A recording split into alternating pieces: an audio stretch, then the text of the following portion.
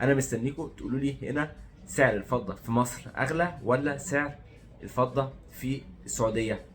مساء الخير، ازيكم عاملين ايه؟ انا جاي النهارده اقارن بين سعر الفضه في مصر وسعر الفضه في السعوديه. اعملوا سبسكرايب ويلا بينا نشوف. اول حاجه لازم تعرفوها ان سعر الريال السعودي دلوقتي عندنا عامل 8 جنيه و23 قرش. الريال السعودي 8 جنيه و23 قرش، دي اول حاجه. تاني حاجه لازم اعرفها لكم ان الاسعار اللي انا هديها دي سعر الفضه بس بدون مصنعيه. انا ما اعرفش في السعوديه بصراحه انتوا بتديكم مصنعيه قد ايه بالظبط، وفي مصر عندنا مصنعيات تختلف، في شغل مستورد وشغل مصري، فانا بدي سعر الفضه بدون مصنعيه. تمام. سعر الفضه ال 999 او الفضه الحل دي في السعوديه 2 ريال و76 هلله او هلاله. انا مش سعودي فانا النطق بتاعي ممكن ما يكونش كويس قوي، بس انتوا زي ما انتوا شايفين في الشاشه 2 ريال و76 هلله. تمام. عندنا هنا في مصر سعر الفضه في مصر اللي هي 999 او الحل زي ما انتم شايفين في الشاشه 46 46 جنيه ونص او 47 جنيه ونص حسب الشراء او البيع.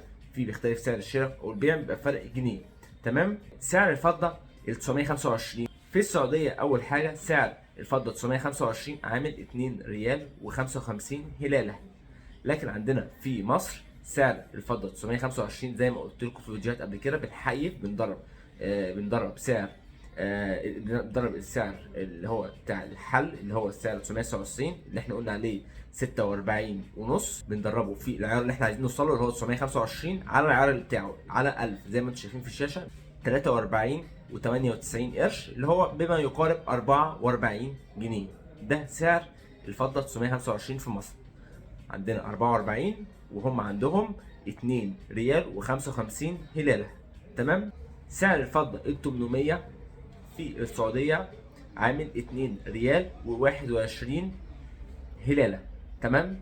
لكن عندنا في مصر سعر الفضة ال 800 زي ما قلت لكم التحييف بنحيف بيطلع 38 جنيه. دي الاسعار دي كلها سعر الفضة حاليا اللي هو بسعر اليوم.